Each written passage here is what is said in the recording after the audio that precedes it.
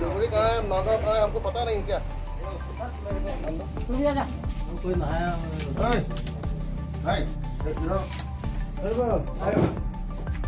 इधर आ जा। ये है ना हाँ और ক'ত ক'ত আছে নাই মই নগাঁৱতো সময় ন তহঁতি আৰু 5 দিনৰ ভিতৰত তহঁতি ঘৰলৈ গুচি যাওঁ হয় নাই গতিকে সেইটো কাৰণে ইমানবিলাক আমি সন্দেহযুক্ত যিবিলাক আমাৰ চিনাক্ত কৰিছোঁ আমি গতিকে এটা বেয়া পৰিৱেশ হোৱাতকৈ আমি মানে চবেই নিজৰ জেগাত গুচি যোৱাটো ভাল হয় নাই একো বেয়া পোৱা কথা নাই কাৰণ আমাৰ তহঁতলৈ ভয় লাগে মানে আমাৰ যিবোৰ ভাই ভনী আছে তহঁতি ক'ব নোৱাৰি ন কি কৰি দিবি তহঁতৰ মানুহখিনিয়ে তাত সেইবোৰ কৰি আছেতো সেইকাৰণে তহঁতি তাতে যি তহঁতি 5 দিনৰ সময় দিছোঁ 5 দিনৰ ভিতৰত তহঁতি একো তহঁতক সংগ্ৰাম কৰিবলৈ নাই আমি মাৰপিট কৰিবলৈ নাই তহঁতি নিজৰ ঘৰত নিজে গুচি যাওঁ কিন্তু 5 দিনৰ পিছত আৰু যদি এসপ্তাহ পিছত আজি এদিন হৈ গ'ল আৰু 6 দিনৰ পিছত শনিবাৰলৈকে কিন্তু তহঁতি থাকিব নোৱাৰিবি শনিবাৰ পিছত আমি আহিম আকৌ চাম তেতিয়া কিন্তু আমি নিজে একশ্যন ল'ব আমি হাতে কামে এতিয়া তহঁতক ককাই ভাই হিচাপে हमारे 18 वो लोग को भी भेज दीजिए ठीक है अभी क्या वहाँ पे है हाँ हम लोग अभी जाएगा वहाँ तुम भी चलो हम चलो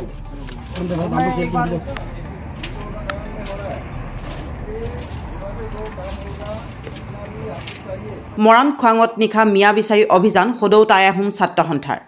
ঢিঙৰ নাৰকীয় ঘটনাৰ পিছতেই মিয়াৰ বিৰুদ্ধে উজনিৰ বিভিন্ন প্ৰান্তত অভিযান চলাইছে সদৌ টাই আহোম ছাত্ৰ সন্থাই ইতিমধ্যে দেওবাৰৰ পৰা সদৌ টাই আহোম ছাত্ৰ সন্থাৰ প্ৰতিখন আঞ্চলিক সমিতিয়ে মিয়া বিচাৰি অভিযান চলাইছে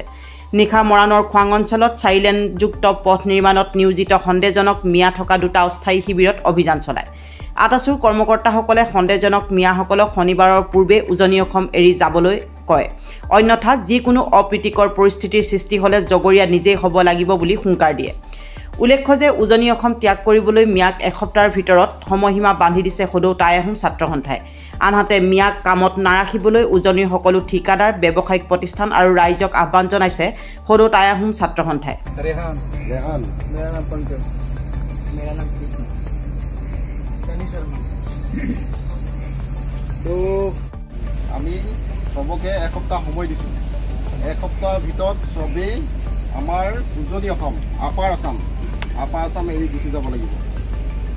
নিজৰ ঘৰ গুচি যাব লাগিব যদি তাত কাম কৰোঁ আমাক ক'বলগীয়া নাই তাৰপিছত এসপ্তাহ পিছত যদি আমি পাই যাওঁ এসপ্তাহ পিছত যদি আমি ইয়াত পাই যাওঁ यही प्रॉब्लम तो यही है ना प्रॉब्लम तो यही है याद ठीक है हाँ तो गुसि যাব লাগিব আৰু এসপ্তাহ পিছত যদি আমি ইয়াত পাই যাওঁ তেতিয়াহ'লে আমি নিজাববীয়াকৈ ব্যৱস্থা ল'ম ঠিক है हम लोग आप लोग को एक सप्ताह दिया है एक सप्ताह का अंदर में आप लोग ইতিমধ্যে আপোনালোকে সকলোৱে জ্ঞাত যে ঢিঙৰ যি এটা নাৰকীয় কাণ্ড ইতিমধ্যে হৈ গৈছে আৰু সেই ভিত্তিয়ে আমি সদৌ টাই আহোম ছাত্ৰ সন্থাই উজনি অসমৰ বিভিন্ন প্ৰান্তত যি মিয়াসকল আছে সন্দেহজনক যি মিয়া আছে তেখেতলোকক আমি এসপ্তাহ সময়সীমা বান্ধি দিছিলোঁ আৰু সেই উদ্দেশ্যে আমি মৰাণৰ দাঁতিকাষৰীয়া অঞ্চল তথা ডিব্ৰুগড় জিলাৰ বিভিন্ন প্ৰান্তত আমি ইতিমধ্যে সেই মিয়াসকলক আমি হকিয়াই দিবলৈ আমি বিভিন্ন স্থানলৈ গৈছোঁ আৰু আমি বহু তেনেধৰণৰ অচিনাক্ত সন্দেহজনক আমি নাগৰিক ইতিমধ্যে দেখিবলৈ পাইছোঁ বহু ধৰণৰ স্থানত আজি এতিয়া আমি উপস্থিত আছোঁ খোৱাং গেমনৰ এই এটা প্লাণ্টত আমি উপস্থিত আছোঁ ইয়াত সম্পূৰ্ণ মিয়া ইয়াত সন্দেহযুক্ত মিয়া ইয়াত আছে বহু 25-30জন মান আছে আৰু এনেধৰণৰ বহু ধৰণৰ প্লাণ্ট আছে য'ত নেকি মিয়া সন্দেহজনক মিয়া আছে তাত তেখেতলোকে ইতিমধ্যে কৰ্ম নিয়োগ হৈ আছে আৰু ইতিমধ্যে আমি তেখেতলোকৰ লগত যেতিয়া আমি কথোপকথন কৰিছোঁ তেখেতলোকে কিন্তু কোনো ধৰণৰ অসমীয়াত তেখেতলোকে কথা পাতিব পৰা নাই গতিকে এনেধৰণৰ সন্দেহজনক নাগৰিকৰ কাৰণে আমাৰ বাই ভনীসকলক তেখেতলোকে আহি ইয়াত থাকি পিনে নিৰ্যাতন কৰি ধৰ্ষণ কৰি ৰেপ কৰি এই মাৰ্ডাৰ কৰিবলৈ তেখেতলোকে সাহস কৰিছে গতিকে আমি সদৌ টাই আহোম ছাত্ৰ সন্থাই আজি দুদিন ধৰি আমি বিভিন্ন স্থানত এনেধৰণে আমি যিসকল সন্দেহজনক মিয়া আছে তেখেতলোকক উজনি অসম ত্যাগ কৰিবলৈ আমি তেখেতলোকক আমি হকিয়াই দিছোঁ আৰু আমি বিভিন্ন স্থানৰ যিবিলাক আমাৰ গাঁৱে ভূঞে যিবিলাক আমাৰ মানুহ আছে তেখেতলোকেও বহু এনেধৰণৰ সন্দেহজনক মিয়াক আনি তেখেতলোকৰ ঘৰত নিয়োজিত কৰি ৰখা আমি ইতিমধ্যে গম পাইছোঁ। গতিকে আমি সকলোকে অনুৰোধ জনাইছোঁ যে এইটো কাৰণে অনুৰোধ জনাব বিচাৰিছোঁ যে আমাৰ বাই ভনীসকলক যদি সুৰক্ষিত কৰিবলৈ হয়, তেখেতলোকক যদি আমি নিৰাপত্তা দিবলৈ হয়, তেতিয়াহ'লে এনেধৰণৰ সন্দেহযুক্ত যিবিলাক মিয়া আছে,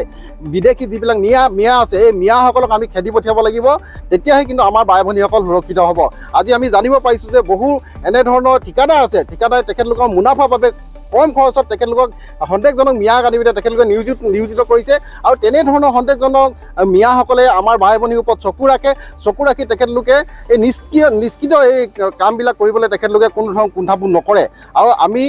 সেইবাবে সদৌ টাই আহোম ছাত্ৰ সন্থাই আমি অসম চৰকাৰ তথা মাননীয় মুখ্যমন্ত্ৰী মহোদয়ক আহ্বান জনাব বিচাৰিছোঁ যে এনেধৰণৰ কাণ্ডক যাতে তেখেতলোকে কঠোৰভাৱে